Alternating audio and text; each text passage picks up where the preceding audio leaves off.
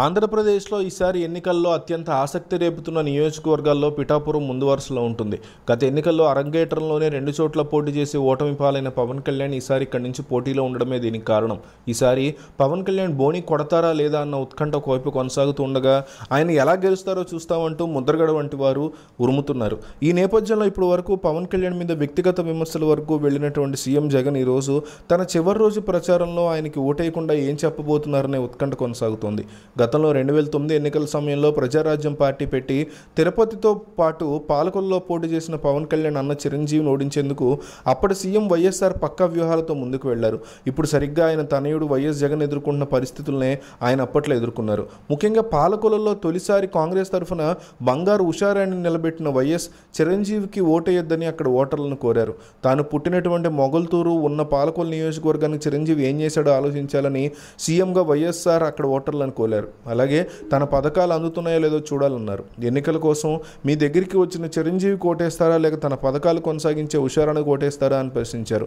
దీంతో జనానికి ఈ వాదన నచ్చింది. సీన్ కట్ చేస్తే బంగారు ఉషారాణి చేతిలో అంతటి చిరంజీవి ఓటమి పాలయ్యారు. ముఖ్యంగా ఆయన సామాజిక వర్గమే చిరువును పట్టించుకోలేదు. ఇప్పుడు జగన్మోహన్ రెడ్డి సైతం పవన్ కళ్యాణ్ని ఎన్నికల్లో ఇదే వ్యూహంతో పదే టార్గెట్ చేస్తున్నారు.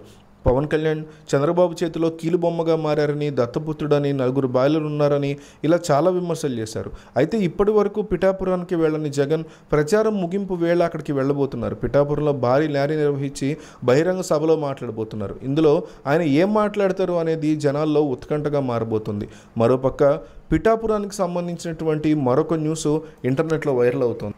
ఎందుకంటే ఏపీ ఎన్నికల్లో అసలు లెక్క మొదలైంది. ఇప్పుడు వరకు జరిగిన ప్రచారం ఒకటి, అసలైన పోల్ మేనేజ్మెంట్ మొదలైంది. చివరి 36 గంటలే కీలకంగా ఉంటాయి.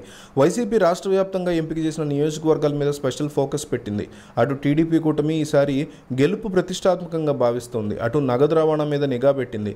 ఈ రోజు సాయంత్రం ప్రచారం ముగిసిన తర్వాత చోటు చూసుకుని పరిణామాలు హోరాహోరీగా నియోజకవర్గాల్లో ఫలితాలు మార్చే అవకాశం ఉంటుంది. ఆంధ్రప్రదేశ్లో ప్రతి నియోజకవర్గంలో గెలుపు కోసం పార్టీలు శ్రమిస్తున్నాయి. మేనిఫెస్టోలో ప్రచారం హోరాహోరీగా చేశారు. ఈ సాయంత్రం ప్రచారం తర్వాత అభ్యర్థులకు మద్దతుగా నియోజకవర్గాల్లో ప్రచారం చేసిన వారంతా వెళ్ళిపోవాలి. స్థానిక నేతల పాత్ర కీలకంగా మారుతుంది. ఈ సాయంత్రం 6 గంటల నుంచి 13వ తేదీ ఉదయం పోలింగ్ ప్రారంభమై పూర్తయ్యే వరకు గెలుపులో కీలకంగా మారింది. దీంతో పోల్ మేనేజ్మెంట్ మీద పార్టీ అధినేతలు అభ్యర్థులు కేడర్ని అప్రమత్తం చేశారు. ఓటర్లను ఆకట్టుకునేందుకు ప్రతివ్యూహాలతో అభ్యర్థుల కార్యాచరణ వేగవంతం చేశారు.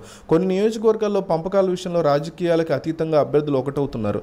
ఒకే అంక అనుకుని ముందుకెళ్తున్నారు. టీడీపీ నాయకత్వం వైసీపీ బలంగా ఉన్న నియోజకవర్గాల్లో ప్రతి నిమిషం పరిస్థితుల మీద ఆరా తీస్తోంది. ప్రత్యర్థి వ్యూహాలకు ధీటుగా మార్గదర్శనం చేస్తోంది.